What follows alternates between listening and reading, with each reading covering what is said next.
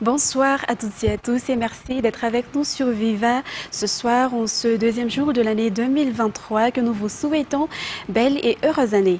Tout de suite, on est à des informations de ce jour. Les efforts pour le redressement et le développement de Madagascar ainsi que le bien-être de la population malgache vont se poursuivre, a confirmé le président de la République, Andry Rajoelina, lors de son discours de Nouvel An le 31 décembre dernier. Au cours de cette allocution, il a également appelé à la coopération de tous et fixé que l'année 2023 sera l'année de la victoire et du fiarin. C'est Sylvain. 2023, les défis à relever pour Madagascar sont déjà déterminés. Le redressement du pays est le plus important dans tout cela. En effet, Madagascar a fait face à deux crises en 2022, les conséquences de la guerre entre la Russie et l'Ukraine qui a entraîné des impacts néfastes mondiaux et l'impact de l'épidémie de Covid-19. Madagascar doit surmonter les problèmes auxquels elle est confrontée, a déclaré le président de la République. Les projets et les décisions qui apporteront de bons résultats pour nous et la génération future seront réalisés cette année. Et tous ces objectifs doivent être atteints, selon toujours le président de la République. L'année 2023 sera consacrée année de la victoire, de l'entrepreneuriat, de la proximité avec la population, a déclaré le président. Il a également indiqué que cette année sera celle où les divisions seront vaincues et au cours de laquelle la population malgache pourra entreprendre. Ainsi, le défi est lancé et les objectifs seront atteints, dit-il. Le président de la République a lancé un appel et exhorte toutes les personnes nommées et élues à s'acquitter correctement de leurs fonctions. À cet égard, il sera plus facile d'accomplir les travaux de développement de Madagascar lorsque chacun accomplira les fonctions qui lui sont confiées. Et à l'occasion de cette nouvelle année 2023, le président de la République a également partagé ses meilleurs vœux pour les 27 millions de Malgaches. Si tel est l'enjeu de la nouvelle année 2023, force est de constater que l'année 2022 a été l'année de réalisation de nombreux projets de développement. Selon le rapport, seulement une partie de celui-ci a été achevée, mais parmi les plus importants qui ont été réalisés figurent celles portant sur l'éducation, la construction et la réhabilitation de routes, le secteur de l'énergie qui est à la base de la vie quotidienne de la population, ainsi que l'industrie et le commerce. Toujours avec ça, Sylvain. Un grand pas a été franchi l'an dernier, un effort pour changer l'histoire de Madagascar. L'année 2022 a été fixée comme l'année des travaux et malgré les événements inattendus du côté international, on peut dire que l'objectif a été atteint car de nombreux travaux ont été achevés si d'autres ont débuté. Toutes les infrastructures qui ont été faites répondent aux besoins de la population. Ces infrastructures qui portent principalement sur le secteur de l'éducation. Des infrastructures ont été également mises en place pour restaurer la sécurité. Et la présence d'État a été instaurée, a déclaré le président de la République, Andry Rajoelina. L'année 2022 a également été marquée par la construction et la réhabilitation de routes. Pour la partie nord de l'île, l'année 2022 était la première année du plus grand chantier routier de l'histoire. Le sud, l'est et l'ouest de Madagascar ont également eu leur part. L'année 2022 était aussi l'année où la construction de la première autoroute a été lancée dans notre pays. Le chef de l'État a également affirmé que les problèmes de la Jirama sont principalement dus à la vétusté des infrastructures, à l'insuffisance des équipements et à la mauvaise gestion de cette société. De ce fait, il a déclaré qu'il est nécessaire d'accélérer la mise en place d'infrastructures de production d'énergie renouvelable dans les centrales hydroélectriques. L'assistance aux personnes vulnérables et nécessiteuses se poursuivra également. Et nos compatriotes du Sud, qui souffrent de la sécheresse, du manque d'eau et de Kéré feront l'objet cette année d'une attention particulière. Ainsi, la construction de pipelines de 97 km a déjà commencé en 2022, selon le rapport fait par le président de la République, Andry Rajoelina. Puis, le président de la République, Andry Rajoelina, a octroyé une grâce présidentielle à certains détenus à l'occasion des fêtes. Cette grâce présidentielle est octroyée à ces catégories de détenus. Pour cette année, certains ont même obtenu la suppression de leur peine. La grâce présidentielle est un acte conféré au président de la République selon la Constitution et en période de fête. C'est Sylvain. La remise gracieuse de peine est un pouvoir conféré au président de la République par la Constitution et qu'il exerce notamment à l'occasion des festivités selon une catégorie dont il est décisionnaire. Depuis 4 ans déjà, le président de la République le fait à chaque fin d'année. Pour cette année 2023, cette grâce présidentielle est octroyée à 6 catégories de détenus, soit des milliers, Ainsi, toutes les femmes qui ont 55 ans et plus et les hommes ayant 60 ans et plus détenus pour des délits mineurs et qui ont déjà fait plus de 5 ans de prison obtiendront une suspension totale des peines, mais également les femmes de plus de 65 ans sanctionnées pour des délits pénaux et qui ont déjà fait plus de 10 ans de prison au minimum. Les enfants mineurs qui ont effectué la moitié de leur peine sont été également graciés en totalité. D'autres auront des réductions de peine comme des réductions de peine entre 3 à 8 mois, ceux ayant des peines de moins de 5 ans et moins. Pour ceux ayant des peines de plus de 5 ans, ils auront des réductions de peine de 12 mois. Ceux qui ont été détenus avec des travaux forcés de plus de 5 ans auront également une réduction de peine de 12 mois. Rappelons que cet acte de grâce présidentielle entre dans le cadre de la politique de l'État pour le respect des droits de l'homme. Continuons maintenant dans un autre sujet. Le bloc 15 de la cité universitaire de Woodvoorn a été la proie du feu ce matin. L'étage supérieur a été le plus touché car 8 pièces y ont été complètement brûlées. Les résidents du bloc 15 ont pu sortir à temps. Une cinquantaine d'étudiants sont aujourd'hui sans abri. Selon l'estimation faite par les électriciens du Croix, un court-circuit a provoqué cet incendie. Andina Martina. L'incendie s'est déclenché vers 5 heures du matin dans le bloc 15 de la cité universitaire de Woodvoorn. Selon les étudiants, le feu a commencé à l'étage supérieur. Il s'est propagé rapidement, calcinant complètement 8 chambres. Le feu au rez-de-chaussée a été évité car les pompiers sont arrivés sur le lieu. Personne n'a été blessé car tous les étudiants ont pu sortir à temps, mais 50 d'entre eux sont actuellement sans abri. Selon l'évaluation faite par le Croix, l'accident pourrait avoir été causé par un court-circuit. Le directeur de l'école supérieure polytechnique de Woodvoorn et le directeur du Croix sont venus cet après-midi s'entretenir avec ces étudiants victimes de cet incendie, lesquels seront hébergés dans un autre lieu jusqu'à la réhabilitation des lieux. Et un nombre accru de vols à la tire a été recensé dans la nuit du 31 décembre 2022 au 1er janvier 2023 avec 20 cas au total dans la région Analamang. Des simples vols ont été également recensés selon le rapport de la police nationale. 6 accidents de la circulation avec un décès sont également survenus durant les fêtes de fin d'année et de Nouvel An. Felana Roktorsoul et Asnara Falzanar nous en disent plus. 47 personnes ont été arrêtées suite à des cas d'insécurité dans la région Analamang entre la nuit du 31 décembre 2022 au 1er janvier 2023 selon le rapport de la police nationale.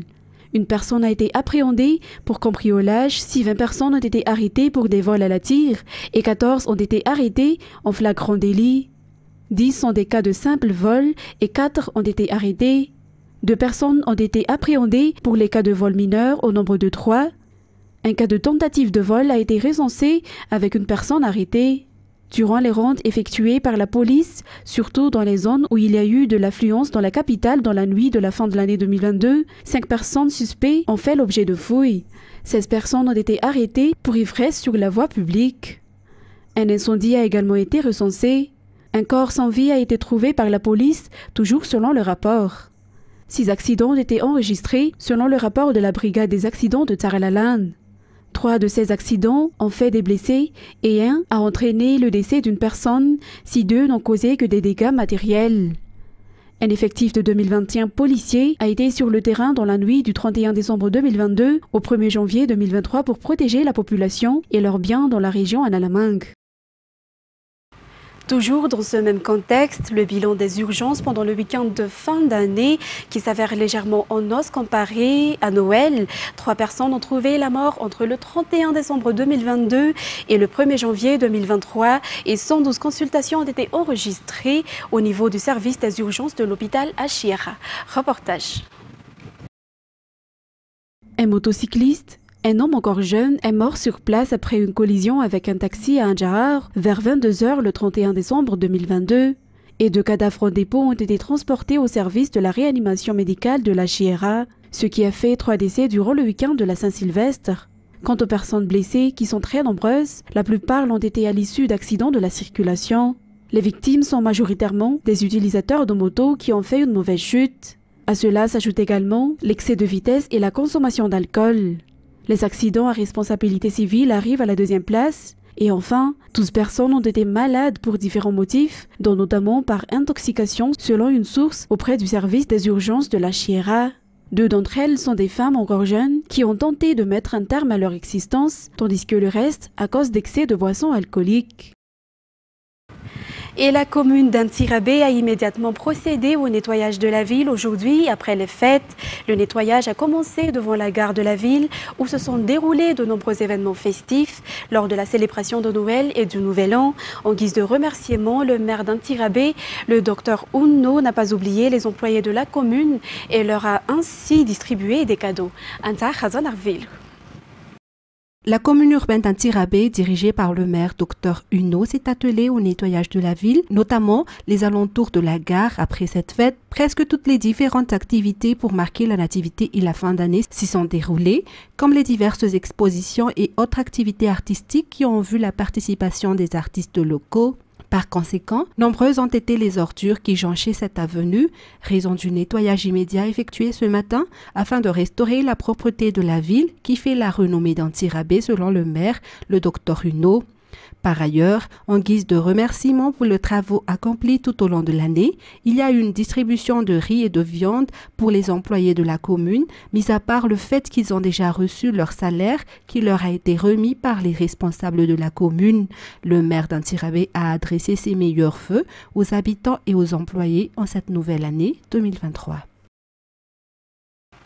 Et en ce qui concerne maintenant les actualités internationales, de lundi à mercredi, les fidèles catholiques pourront dire un dernier adieu au pape émérite Benoît XVI, décédé samedi et dont la dépouille sera exposée sous les orses de la basilique Saint-Pierre de Rome. Ces funérailles auront lieu jeudi. Reportage sur les images de France 24. Impossible pour François de ne pas mentionner le pape émérite Benoît XVI lors de cette première prière de l'Angélus de 2023. Invoquons en particulier l'intercession de Marie très sainte pour le pape émérite Benoît XVI, qui a quitté ce monde samedi matin.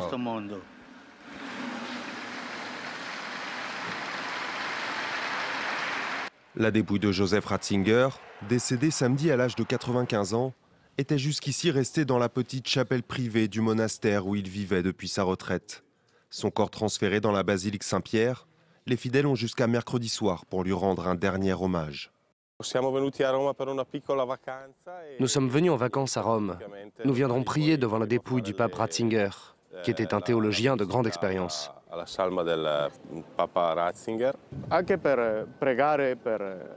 Je suis ici pour prier pour le pape Benoît XVI, pour le remercier de son héritage. C'était un pape saint, un pape sage qui a su guider l'Église dans sa relation avec le monde. Jeudi à 9h30, heure de Rome, débuteront sur la place Saint-Pierre des funérailles simples et solennelles, selon le souhait de Benoît XVI. Pourtant, elles seront également inédites, car ce ne sera pas le doyen du collège des cardinaux, mais bien François, qui présidera les funérailles du premier pape à avoir démissionné depuis le Moyen-Âge. Dernière image d'une saga des deux papes, qui auront cohabité pendant près d'une décennie avant l'inhumation de Joseph Ratzinger dans l'une des cryptes du Vatican. Ensuite, officiellement investi président du Brésil, dimanche, Silva Lula s'est engagé à reconstruire le pays avec le peuple brésilien. Environ 10 000 policiers étaient mobilisés pour assurer la sécurité durant ces festivités à Brasilia, des festivités auxquelles n'assiste pas le désormais ex-président Jair Bolsonaro. France 24. Bonsoir. Oui, un discours d'union et de reconstruction. Lula s'est d'abord adressé aux députés et au pouvoir judiciaire qui étaient présents, en les félicitant d'avoir su gérer une élection très tendue où de nombreuses violences ont éclaté entre les partisans de Jair Bolsonaro et les partisans de Lula. Il a été applaudi très longuement à la tribune. Il a également félicité tous les députés qui étaient là et qui ont voté pour lui. Lula qui a également annoncé qu'il allait mettre en place toute une série de mesures, des mesures dont il a parlé longuement durant sa campagne, comme le ministère des Femmes, restaurer aussi la démocratie qui avait été entachée durant ces 4 dernières années, sans jamais citer son prédécesseur Lula, qui a de nouveau parlé des promesses de campagne, notamment celle de lutter contre la pauvreté, de lutter pour l'égalité des femmes, pour l'égalité raciale. Il a rappelé dans un pays où plus de la moitié de la population est noire et a construit, où l'esclavage a construit le Brésil. Oui, c'est traditionnellement le président précédent qui remet l'écharpe présidentielle. Ce n'est pas non plus le vice-président, le général Hamilton Mourán, qui lui remettra. Alors pendant quelques temps, s'est posé la question, est-ce que ça pourrait être le président du Congrès, le président de la Chambre des députés ou encore le président du Sénat? Et selon nos dernières informations, eh bien, à l'initiative de la femme de Lula, Janja, ce serait un groupe d'indigènes, de femmes et de Brésiliens noirs qui remettraient en symbole de diversité, la diversité du Brésil, l'écharpe présidentielle à Lula. Et pour terminer cette édition, Pelé a passé la majorité de sa carrière et de sa vie à Santos, une ville portuaire au sud de Sao Paulo. Une veillée funèbre a eu lieu ce lundi dans le stade où il a accompli certains de ses exploits, mais les habitants n'ont pas pu attendre sa dépouille pour lui rendre hommage. France 24. Le stade de Vila Belmiro se prépare à accueillir le monde. Des barrières pour gérer les futures longues files d'attente finissent d'être installées par le personnel du club de Santos. Cette petite enceinte de 16 000 places va accueillir la veillée funèbre du roi Pelé. Aux abords du stade où il a réalisé ses exploits, les supporters continuent de se recueillir. Il reste nos remerciements et notre gratitude éternelle pour tout ce qu'il a fait pour notre sport, le football, et pour tout le pays. Pour moi, il représente une connexion avec ma famille, avec toutes les histoires qu'on racontait. Je me suis toujours approchée de mon père quand il me parlait de football. Pour ceux qui vivent aux abords du stade, le souvenir de Pelé restera celui d'un homme humble et accessible, bien au-delà de son statut de star. Il y a eu union des gens à travers lui. Et c'est quelque chose de très important. Je me souviens de sa simplicité. Il parlait avec tout le monde. Il sortait de sa voiture pour discuter avec les gens. On gardera en mémoire sa simplicité. Au lendemain de l'annonce de son décès jeudi, le musée Pelé de Santos a battu son record d'affluence depuis son ouverture en 2014. L'émotion s'est emparée de cette ville où le triple champion du monde a laissé une trace indélébile. Dans le football, il y a eu un avant et un après Pelé. Et pour Santos, qui est l'une des plus anciennes villes brésiliennes et une des plus importantes, elle a eu son histoire aussi modifiée par la présence de Pelé. Le roi Pelé est partout à Santos, dès l'entrée de la ville, avec des grandes banderoles où il est inscrit « Merci le roi », jusqu'à cette statue qui est devenue un lieu de pèlerinage depuis l'annonce officielle de son décès. La ville de Santos qui s'apprête à s'arrêter de vivre pendant 24 heures pour cette veillée funèbre prévue de lundi à mardi. Beaucoup de monde est attendu. Le président de Santos estime même qu'il est impossible de prévoir le nombre de personnes qui vont venir ici. En tout cas, il y aura évidemment beaucoup de personnalités, à commencer par Lula, le président tout juste investi. D'autres chefs d'État sont attendus. Évidemment, les plus grandes personnalités du football mondial également vont venir ici pour rendre un dernier hommage au plus grand joueur de toute l'histoire avant l'enterrement prévu ensuite mardi, qui sera lui dans la plus stricte intimité familiale. Mesdames et messieurs, c'est ainsi que prend fin cette édition. Nous vous remercions d'avoir suivi jusqu'à la fin. Bonne suite de programme sur Viva. Au revoir.